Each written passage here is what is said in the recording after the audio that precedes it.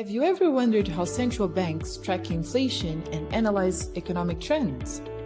I'm Emma Reese from the Better Policy Project, and in this video, we are going to show you how central banks of Armenia and Georgia use open source softwares in order to facilitate economic forecasting and analysis.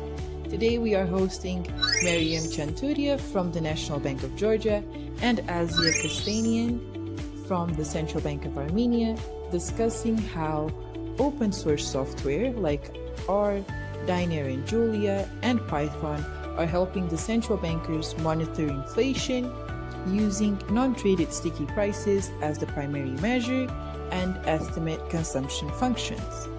Curious about their methodologies and the impact on policy decisions? Keep watching as Mariam and Asya share insights on their approach and the benefits of using open source software for higher transparency and accuracy.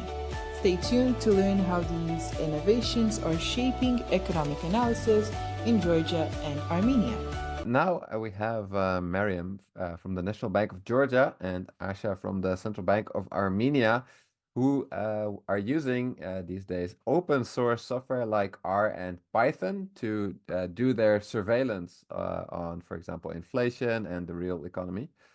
And specifically, they use it to track non-traded sticky prices and to estimate consumption functions. So, Mariam, can you maybe tell us how do you do that? Yeah, with pleasure. Thanks, Yuri. And before that, I'd like to thank Haikas for his great effort, which he did for just constructing this monthly projection model, because we are very actively using this now for our case A, case B constructions, and we GFS students on a daily basis present this on a YouTube live stream. So thanks, Haikas, for your effort. And regarding the one of our project that you mentioned about this non-traded sticky price inflation that we constructed both Georgia and Armenia recently, and we believe that this is at this point one of the best measures of underlying inflation that help us to explain our policy decisions and logic behind our policy adjustments. But before that, let me tell you that in this process, as you mentioned, we use the open source softwares like R and Python. And in this process, while we were constructing the sticky price measure and while we were using these open source softwares, we were basing FPAS Mark II philosophy, because on the one hand, this non-traded sticky price inflation helps us to carry out analysis in a better way. And on the other hand, using these open source softwares, we are just keeping our transparency and reproducibility of our work for others. So maybe before just showing you some kind of R stuff very briefly, maybe I'd like to share with you our Georgian experience, what we've done, why we've done, and maybe you have some questions, because recently we had the live stream on YouTube regarding this topic and people got interested. We got some emails. What was the rationale behind our kind of methodology, and also the open source software codes. They were interested in this one. So let me just share my screen. Hope you see that. So recently, as I mentioned with you, we just published our paper where we analyze the logic and the motives. So why we constructed this measure, why we decided to construct this measure. And we called this paper, as you see here as well, Core Inflation Requiem, and paving the way for a dual component CPI in FPAS central banks. And here you see the bunch of people who worked together on this project. People from the National Bank of Georgia, us, and Doug and Jared helped us in this regard a lot. So basically, why we decided to construct this measure, let me just very briefly motivate our work. Once we started thinking in like FPAS Mark II way, once we just started to activate this FPAS Mark II mode, there were some several questions that we wanted to address. One of them was just to come up with a better measure of underlying inflation We had some measures that we used to track previously, including some, for example, service inflation. We had this measure, some domestic inflation, and so on. We very actively using this core inflation measure as well. However, we kind of faced some challenges based on these measures to explain, just based on some particular measure to explain our policy decisions over the history. So the motive was just due to this to come up with a better measure of underlying inflation. And we believe that the global forecasting school that sticky price inflation could play this role. And that's why we just started constructing this measure. And this measure basically helps us to explain these three major questions that under FAS mark world we should ask. So it helps us to think about where is our economy, given that it shows off some underlying inflationary forces. Do we have inflation expectations ratcheted up or not in our economy? And it helps us also to think about what are the driving forces of our economy and the inflation in this particular case. And based on the fact that this measure is well incorporating these inflation expectations, and due to the fact that the key goal of any policymaker under inflation targeting regime is to anchor inflation and inflation expectation, this measure also depicts how efficient we are in this regard, and also helps us to explain our credibility, I mean, endogenous credibility. So based on these motives, we believe that this sticky price measure would be really good one to also communicate to the public, and we started this. We, on a monthly basis, we also communicate this with the public using our interactive web charts, and it caught pretty big attention from the public as well. And yeah, I think it's catching more and more attention from other central banks as well. Now, as I mentioned, we believe that core inflation was not like really good tool for us to explain our policy decisions. And the history of, for example, Georgian inflation, what you see on the slides as well, showed this. We had over the history some period that when the core inflation was dropping, while we used to follow some tight policy stance. For example, the first period, as you see here as well, was in 2011. It was a period when we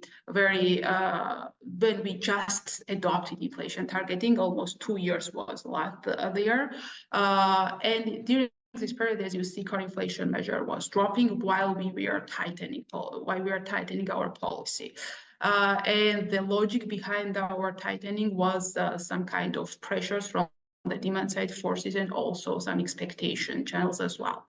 And this was the period when, as you remember, all of you, there was like the shock at the global commodity market, and there was like a rising flexible prices as well, like these commodity prices international.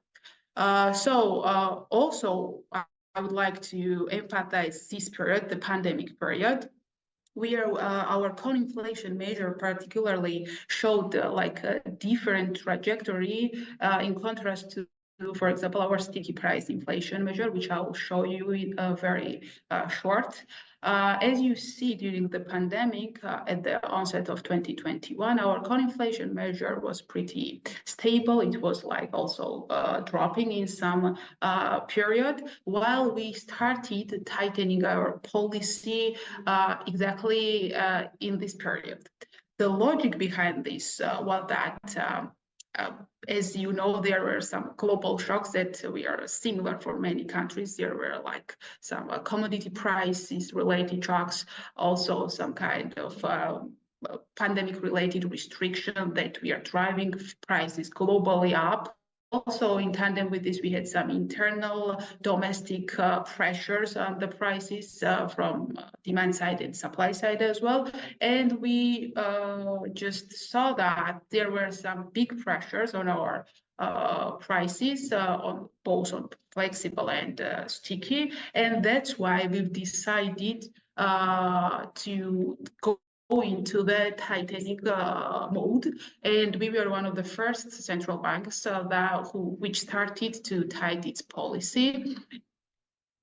And step by step, we reached 11% of our policy rate, which was historically high, as you see. And we kept this policy stance over the last years at tightened position because of the fact that we were seeing that some underlying inflationary forces were very active in Georgia.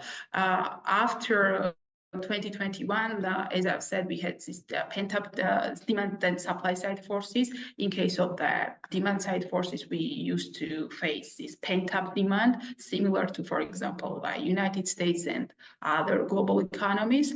Also, we had this like tightness at the labor market and this tight labor market in tandem with these demand side pressures just turned into these very solid inflationary forces, underlying inflationary forces, which led our policymakers to tighten its policy.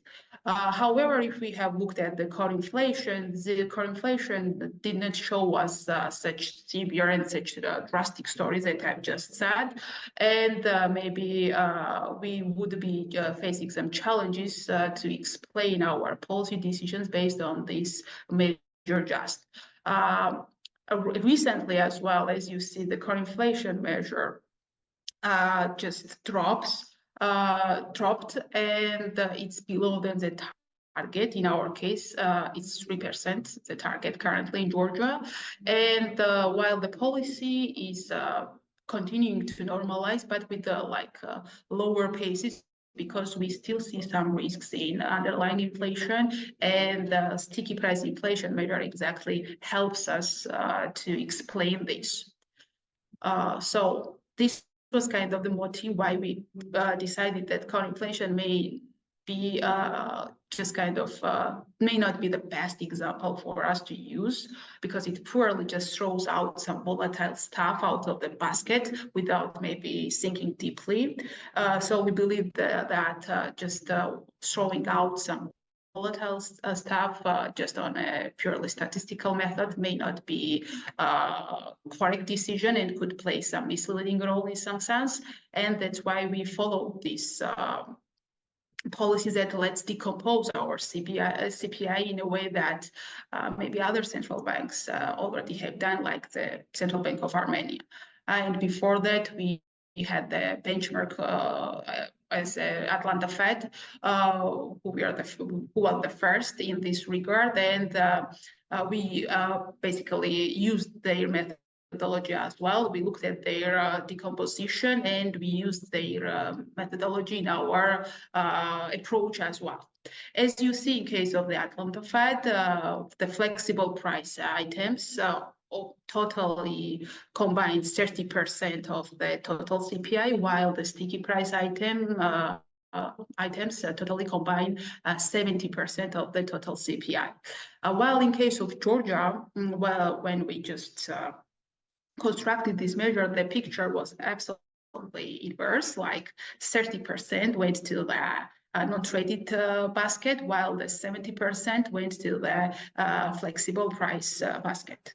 While we were constructing this measure, basically we used purely judgment, and we were thinking in two directions. First, if, for example, the product is more labor intensive, then it means that their wage price setting plays a pivotal role, and such kind of products are more prone to less frequent changes. While also we took into account that the products that are prone to high price elasticity are also prone to have less frequent changes in their prices. So we did not use here some statistical calculations. What we did is that we just looked at more than 300 items of our CPI, and we followed the logic product by product, and like judgment. So in this case, it's just based on the judgment. While in case of the Central Bank of Armenia, there have some other kind of, there is kind of a merge of judgment and some statistical approaches as well. As I know, maybe they can much better talk about their measure, but this is our experience, Georgian experience, and here it is how it looks like, our sticky price and flexible price measures in tandem with headline CPI inflation. I've just highlighted here this period, the pandemic period, because the pandemic perfectly helped us to explain our logics, why we wanted to have this measure. Firstly, as you see it, similar to other countries, and the first step was that we saw some rise in flexible prices due to this commodity price upsurge, and also we are highly dollarized economy, as you may know, and we are very, like, our exchange rate is very vulnerable to some global shocks, and also once we have the depreciation of our currency against the US dollar, it's instantly just reflected into the flexible prices. So we had some depreciationary pressures during this period as well, and ultimately we saw that flexible price inflation went up, and this upsurge remained there, which, due to the story that I've told you, was ultimately translated into this underlying inflation. And exactly during this period, we saw that underlying sticky price measure, non-traded sticky price measure, started to rise. And it was rising when flexible prices started to decelerate. And exactly during this period, we used to keep tight policy stance. We had the highest policy rate during this period, standing at 11%. While we saw the moderation in some kind of underlying inflationary forces, which was also reflected in this sticky price inflation measure, we step by step started to come out from this tight policy stance, and we follow the normalization of our policy. So recent period is also very kind of important for us, because it's not yet shown at this graph, but recently we see some depreciationary pressures, and we see them rise in flexible prices, and we believe that like persistent increase in flexible prices, if persistent increase in flexible prices could be translated into this underlying inflation, and this means for us that it could be a warning signal for us. So while we are very carefully observing these flexible price dynamics, because it could play exactly the leading indicator role in our case, that maybe underlying inflationary forces are exacerbating once again. So we believe that this measure helps us to explain our policy decisions much better than core inflation.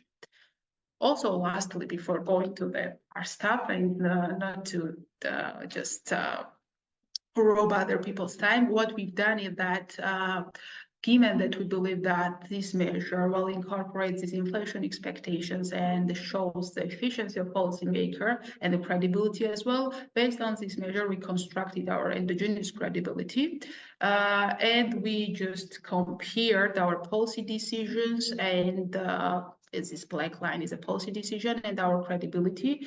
And here you will see the correlation, right? You'll see that once we used to just once we used to follow our credibility, policy instantly was tightening policy stance, and this was exactly the aim, was exactly to re-anchor inflation expectations and to gain credibility once again. So this is at this point, like regarding the motives why we decided. If you have questions regarding this, I will be happy to answer. If not, maybe I'll briefly talk about the R stuff, why we how we did it. Yeah, I had a quick question. Or well, maybe like a suggestion. I would have liked to see like the graph you showed in the beginning. I thought was really interesting, where you show like the policy rate and the underlying inflation. But that would be really cool if you could also show your new inflation measure with the policy rate again, because then Yeah. I imagine there's a closer match, right? Yeah, it much better explains. Yeah, you're Yeah. right. We didn't have this in the paper, but for sure we have seen this. We have this graph and we have this chart, and we've shown this to some other people as well. And yeah, definitely you'll see there that once underlying inflation measures, this non-traded sticky price inflation measure was rising, policy stance gradually was rising as well. Like we were tightening. And exactly once we were seeing that the inflation expectations were rising, we were following this logic, the policymaker. Yeah. Yeah, and Uh, the you said okay to the measures in the new in the sticky price index, you mhm. basically chose them with, you know, a group of central bankers, right? Like, oh, this we're going to use, this we're not going to use, this we're going to, that's what you said, right? Yes. Whereas in Armenia, they use statistical measures and all of that. Like, Uh, why is there the difference between the two? And would you change to Armenia's way of doing it, or do you think you know what you did is better? No, I believe that both of them worked perfectly. Yeah, I think that they also used this judgment. They just used this statistical approach as well. And it's like perfect from my perspective. In our case, we believe that this was enough at this point, and it like once we constructed this measure, it showed a very logical result, and it exactly followed the logic that we used to see. That's why we did not just consider that let's just follow this exactly the same path what Central Bank of Armenia did. So I think that in both cases, the goal, the ultimate goal was to strengthen our analysis, the capacity of our analysis, why we've done some decisions, and what we feel in Georgia, like in our pockets, based on our pockets, because we live here and we have to pay here, right? And we see what is life like, the degree of our life, right? So what we feel here, we wanted to see in these measures. And exactly this NTSPI, non-traded sticky price inflation measure, showed this and helped us a lot in explaining our policy adjustments. So maybe I've just forgot to mention that while we were thinking about this credibility part, we also have this asymmetry in credibility. We do not lose our credibility once we are in a deflationary mode. Once our inflation is lower than our target, for example, the credibility is not lowering. So while our inflation exceeds the target, we see some risks of losing credibility because of the history that we have. I showed you some headline measures as well. Mostly over the last decades, our inflation used to exceed our target, and this high inflationary history led us to this asymmetry, and we incorporated this into our credibility measure. And I believe that so CBA incorporated this. So yeah, like we had such kind of challenges that we had to modify, but our country, the context of our countries were also very important to take into account. And maybe we didn't have exactly the same context. That's why we also decided to have slightly different approaches once we were dealing with these issues. Right. So how did you construct this index for credibility? Is it based on surveys or like No, markets or? it's based on the methodology that TAG and Asya have already paper about this, and we used this as a source of methodology. Where they're kind of maybe I can show this very briefly. So this is a paper that very well explains the logic of endogenous credibility, how we can evaluate this based on different measures. Firstly, we just think about, based on the literature, as you see the sources here, we think of two inflationary regimes. This could be the low inflationary regimes and high inflationary regimes. And based on these two regimes, we construct the central bank performance indicator, meaning that if, for example, our inflation is well above than our target, it indicates some pure performance, and we look at the credibility as a stock, which should be like accumulated, and that the current performance affects the stock as well. And for sure, you see some like parameters here, and given our domestic context, we just treated them, we just treated and calibrated them from our perspectives. So it was not like it was the approach that is very well explained in this paper as well, which was firstly introduced by Doug, and we use this to construct this measure. Okay, very interesting. Let's move to the R stuff. Yeah, now regarding the R stuff, why we decided to use R stuff.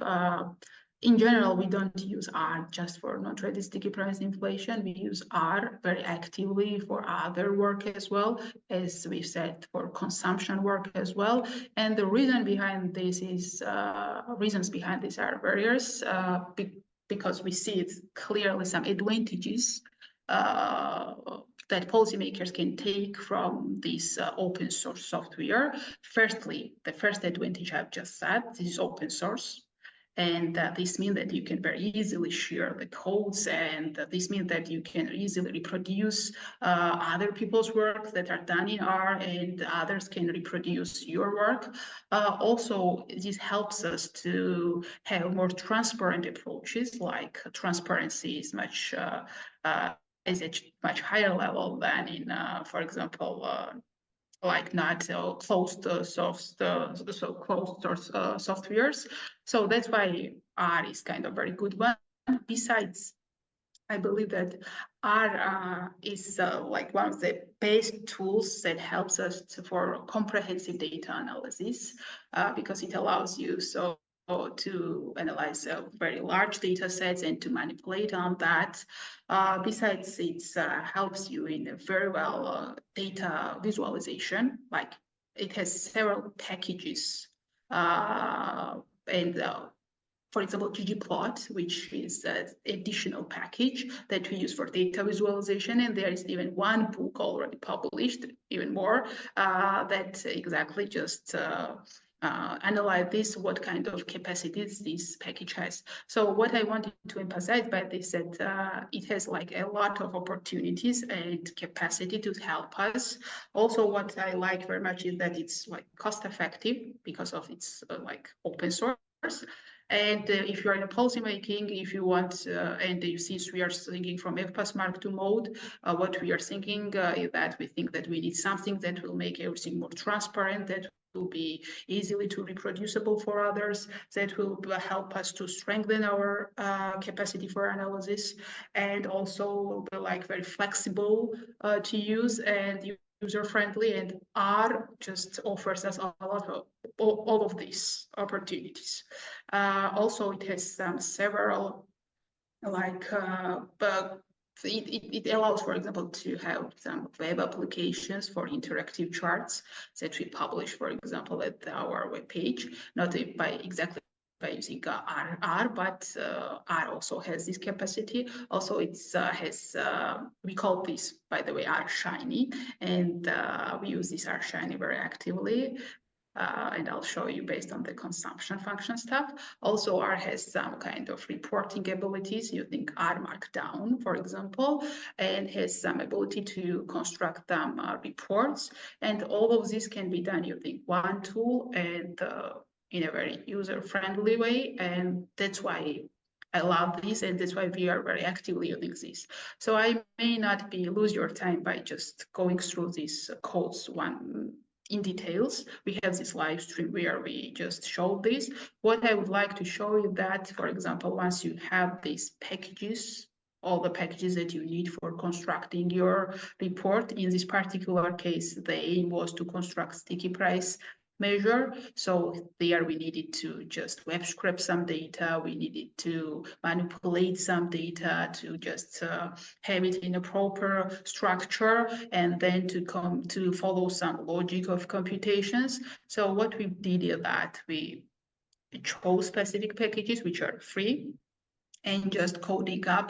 And if you just go into the last code, it's very short, and it has in this case it's an R markdown interface, which just helps us, for example, by knitting just to see some for example different types of reports in Word, in PDF, or in HTML formats, depending on whatever we would like to see.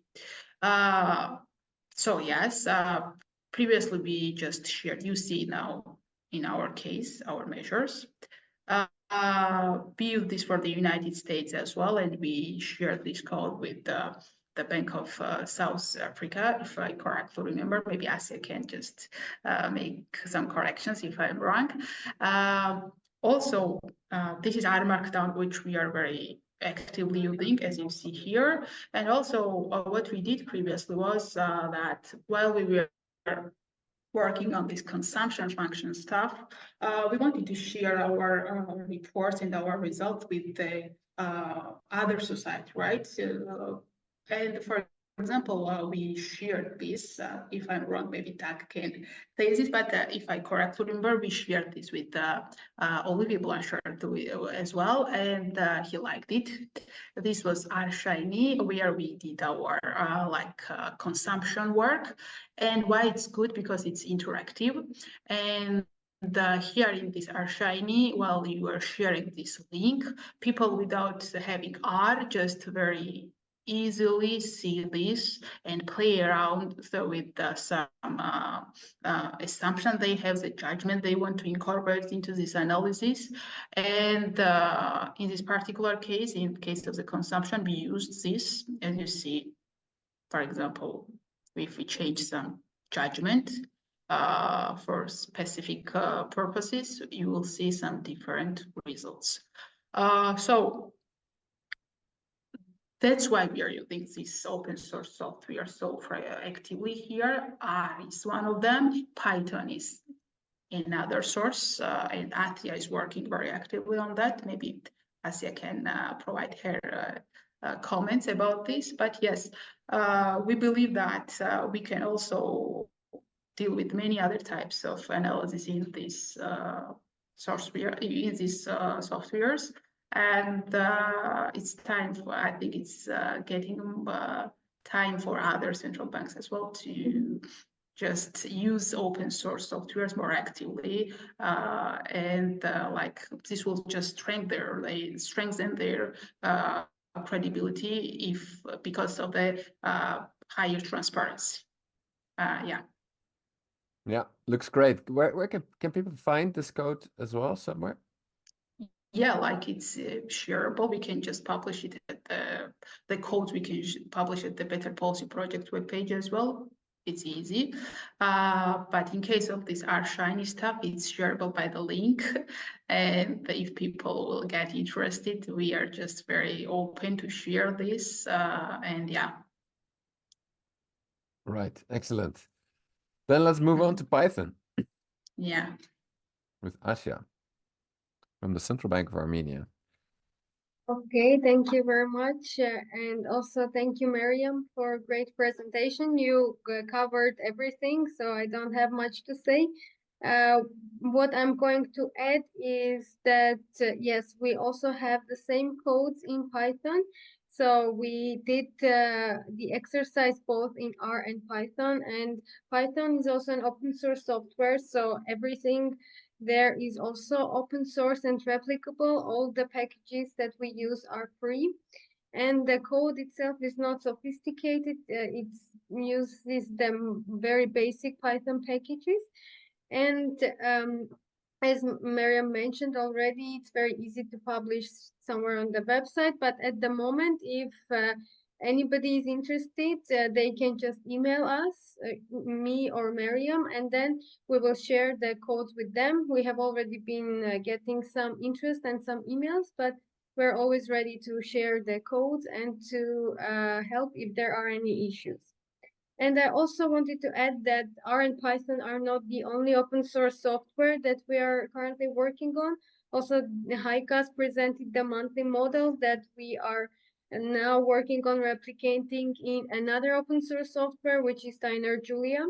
So we are actively working with Michelle Juliat on developing more and more tools in Dynare and fixing all the problems that there might be, because this is still a project under construction and there is not yet a stable version of Dynare that's available. It's still a work in progress, and every day we are working on fixing any possible issue so that very soon we will have a software that will be used again free of any charge by all the institutions, and it will increase the transparency of the institutions and the frameworks.